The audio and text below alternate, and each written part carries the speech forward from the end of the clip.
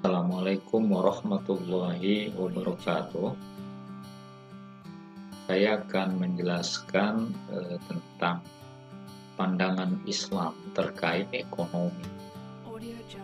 Bagaimana sesungguhnya Islam memandang persoalan ekonomi.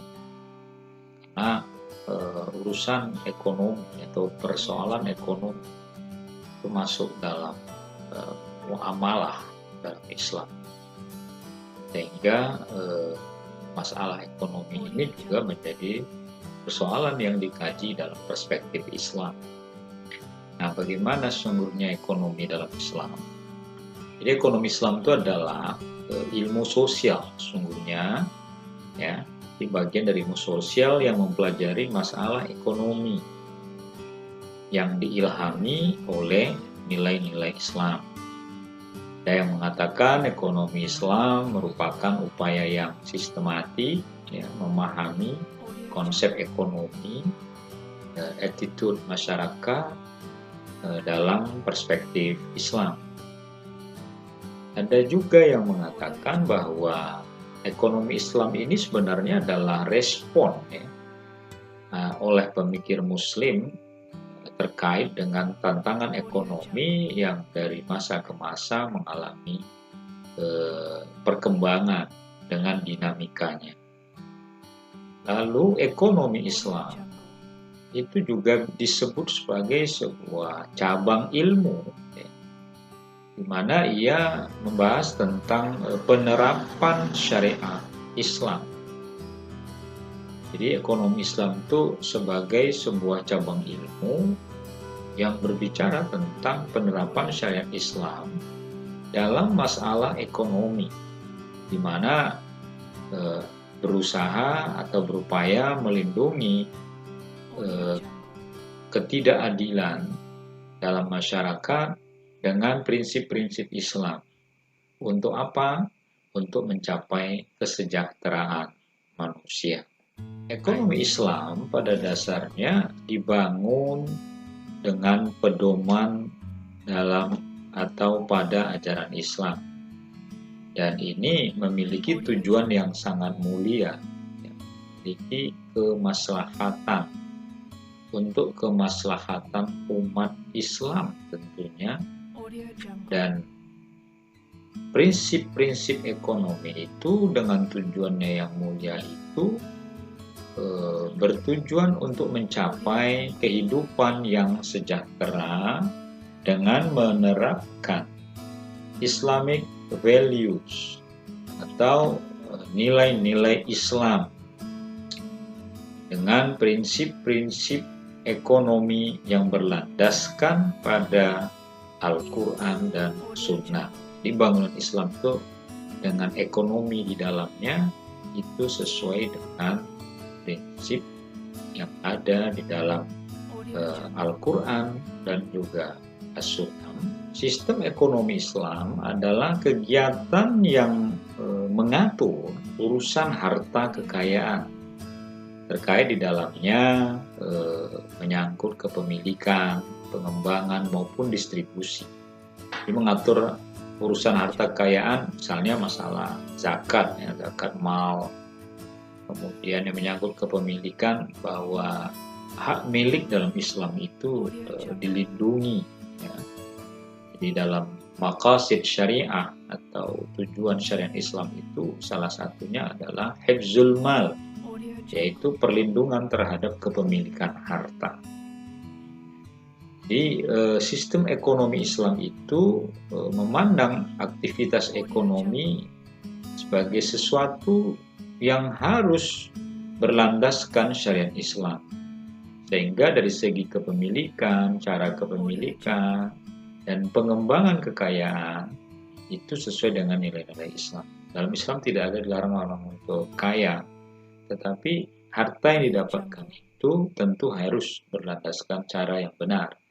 Artinya didapatkan dengan cara yang halal. 3 karakteristik ekonomi Islam. Pertama, meluruskan kekeliruan pandangan yang menilai ekonomi kapitalis, lalu ekonomi sosialis itu tidak jauh beda dengan ekonomi Islam. Sesungguhnya beda, sehingga kita harus meluruskan.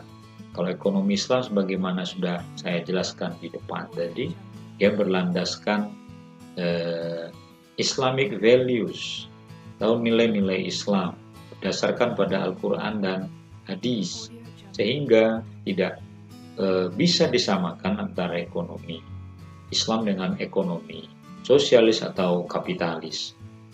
Misalnya dalam kapitalis itu kan hak individu itu kan untuk keuntungan pribadi dijaga bebas. Kalau Islam kan tidak, bahwa harta itu ada hak anak yatim, ada hak orang miskin, fakir, ya, sehingga umat Islam diwajibkan membayar zakat bila sampai haul dan nisabnya.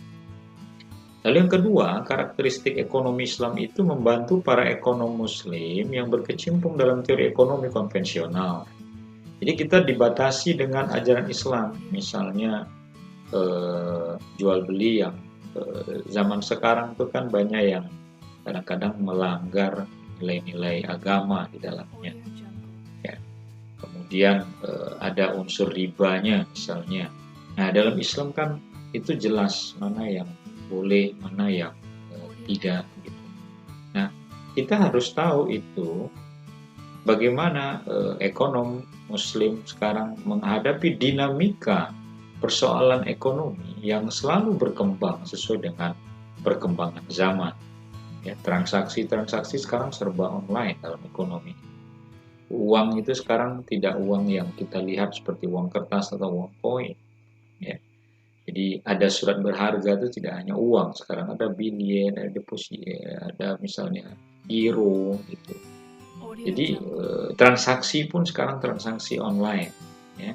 Sehingga untuk memisahkan atau untuk membedakan ekonomi konvensional yang tidak berdasarkan syariat Islam dengan ekonomi Islam yang berdasarkan Islamic values, maka kita yang mempelajari ekonomi bisa tahu mana yang sesuai dengan Islam, mana yang tidak. Yang ketiga, membantu para peminat studi fikih muamalah dalam melakukan studi perbandingan antara ekonomi Islam dan ekonomi konvensional. Ya, jadi dalam fikih itu kan fikih muamalah itu bicara dalamnya masalah ekonomi juga.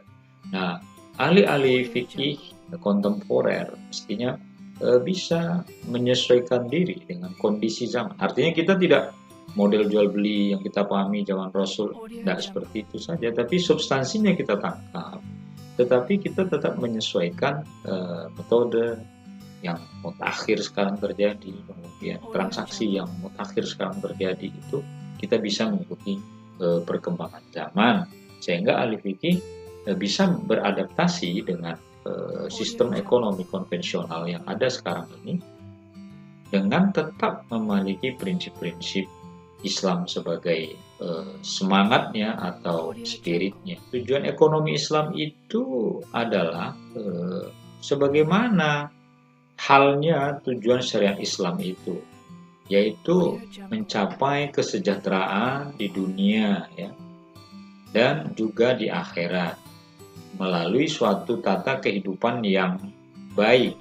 Inilah sesungguhnya kebahagiaan hakiki dalam Islam itu, bahwa harta itu tidak hanya membuat kita dipenuhi kebutuhannya di dunia, tetapi harta itu justru menyelamatkan kita hidup di dunia dan di akhirat juga. Dengan harta kita bisa naik haji, menaikkan ibadah haji. Dengan harta kita bisa berkurban. Dengan harta kita bisa bersedekah. Dan harta kita bisa berinfak, ya, memberi bantuan. Nah, jadi harta itu bernilai akhirat juga. Jadi tidak melulu hanya untuk kepentingan kita di dunia. Sehingga tujuan yang ingin dicapai itu bukan hanya terbatas selama kita di dunia, tetapi ada tujuan jangka panjang kita untuk kemaslahatan kita yang akan menolong kita. Harta itu justru di akhirat. Jadi jangan harta itu sampai menjerumuskan kita, tapi harta itu justru bisa menyelamatkan kita di akhirat. Assalamualaikum warahmatullahi wabarakatuh.